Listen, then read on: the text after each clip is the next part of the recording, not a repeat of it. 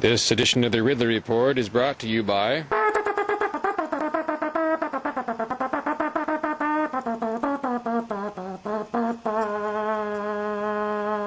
I'm sitting here with State Rep Dan Itza of Epping? Epping and Fremont. I live in Fremont. That's right, okay. You have an interesting take on what you think's coming up in the primary, the general election, and the State House session that's coming up. First of all, what do you think September 14th is going to look like? What's unusual about it, the primary? I don't know that September 14th itself is that unusual. We have, a few contested elections. I hope we'll see some more of the the few remaining wishy-washy Republicans or individuals go from the legislature or have the opportunity to return.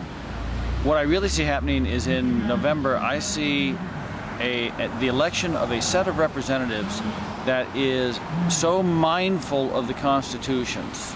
I'm looking at names, and there are names that I've seen learning about the Constitution of New Hampshire and the Constitution for the United States.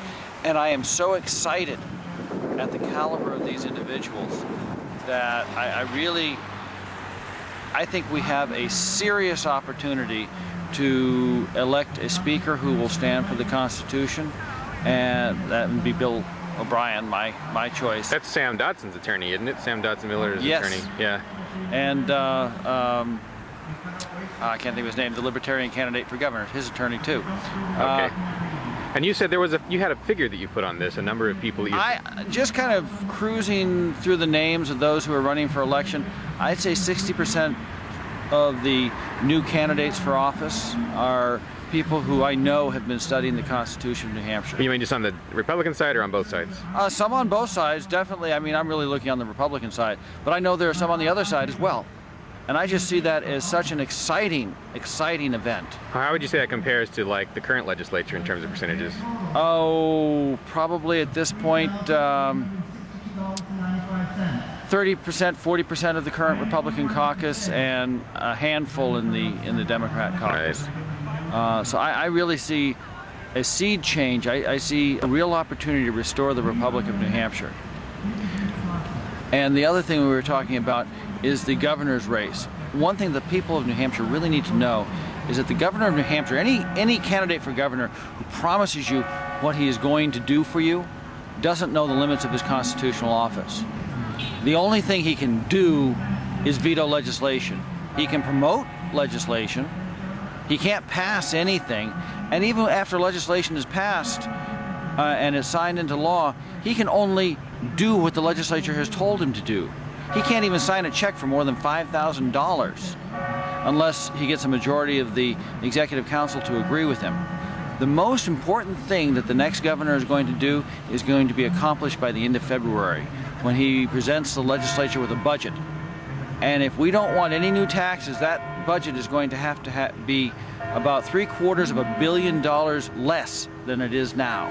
How much of a percentage drop would that represent? That's just about 7%, Okay. So it's about, because I think the current biennial budget is about $11 billion. Well, that would just take us back to where we were a couple years ago. Right? That would take us back to our current level of tax revenue without one-time federal money. Yeah. So that's where we have to get to before we can even begin to talk about removing some of those taxes and fees that were put in over the last 4 years. And you said that you think there are a couple things you wanted to start enforcing the Constitution or something. How did you put that earlier today? We have the potential for an administration that will prosecute the Constitution. And by that, I mean following it, making sure that the laws that are passed or that exist conform to it. I mean, Part 2, Article 5, which describes our power to make laws, is that we can make those laws which are wholesome and not repugnant to the Constitution. Right. So, I mean, that's an absolute necessity. It's always been an absolute necessity, but if Bill O'Brien gets elected Speaker, there will be a committee on constitutional and statutory review, and it will be the first committee on petitions for redress so that the people can complain about how they've been injured by government without having to go before the judiciary. Oh, the petition for redress process. Yes. Yeah, which is sort of started, but you want to take it further. It will become part of the formal activity of the legislature. Right. No longer a shadow government activity. Keep the judges in check. Yes. I guess and the police, the judges, the town administrators,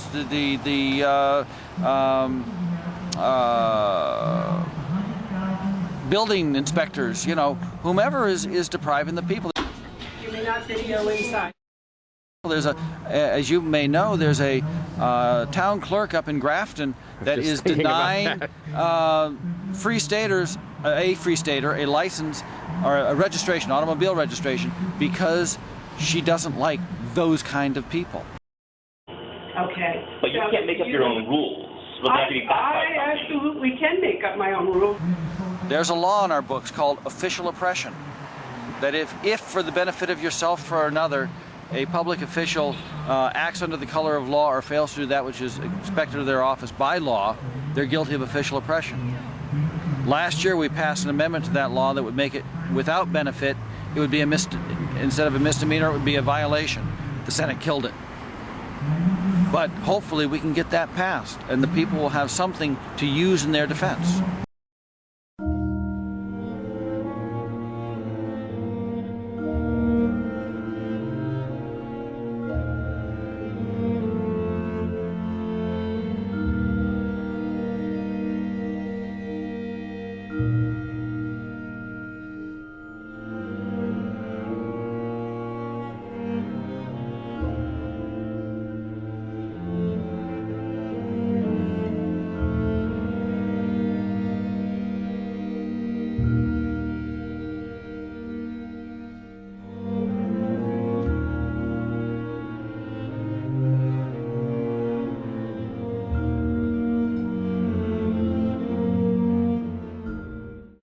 It's my happy duty to report to you that this edition of the Ridley Report is brought to you by the New Hampshire Liberty Alliance.